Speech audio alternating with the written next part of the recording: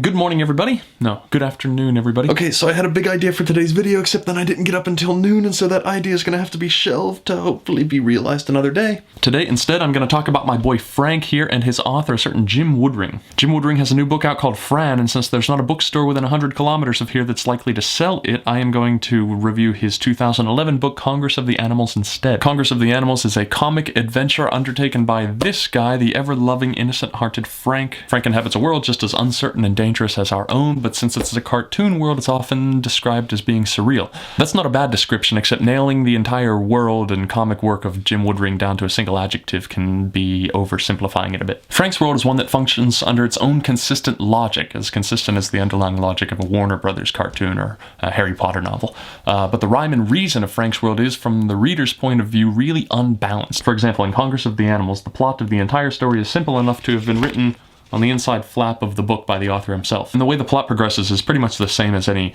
cartoon or gag strip that you're likely to have read as a child. But Woodring's genius is that he contrasts that with a kind of terror of the unknown world. Essentially, the world Frank is wandering around in is like a cartoon Amazon, a really big place filled with creatures whose properties might fascinate you or destroy you. And these two elements, slapstick comedy and a curious and dangerous environment, converge on the overly innocent Frank to make a really awesome book. My friends and I were talking about Woodring's books the other day on Facebook, and somebody wondered that if it was worth the year or more of energy that it took to make a book like this, whose readers could read through the whole thing in something like 15 minutes. And it's a good question. It's something I've wondered a lot about myself, too. A comic is different from a painting, say, in that you can take a painting in at a glance, except then you hang it on your wall, and you can look at it again any number of times over the course of years just by walking by it. But a comic is something that you open and read through, and when you're finished, you close it.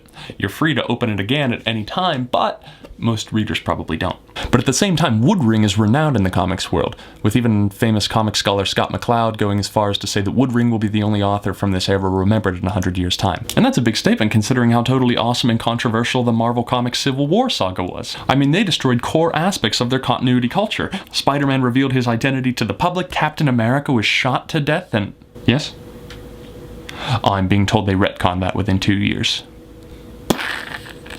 So what is the point of buying and reading comics like Jim Woodring's? Well, everybody has different fundamental reasons for picking up the books that they like to read, but for me, Woodring's Frank stories are making really good art out of the kinds of comic strips and cartoons that were popular in the first half of the 20th century. Things like Bugs Bunny or Tom and Jerry. Woodring takes that storytelling grammar and overlays it with his own unique vision. And if you've ever read one of his books, then you know that I use that word visions not only metaphorically. Okay, that's all for today. I'm still brushing up on copyright and fair use laws, so I would like to give a shout out to Fantagraphics, publisher of Jim Woodring's books, to ask them please not to sue me if I've crossed some fair use line in reviewing his book in this video.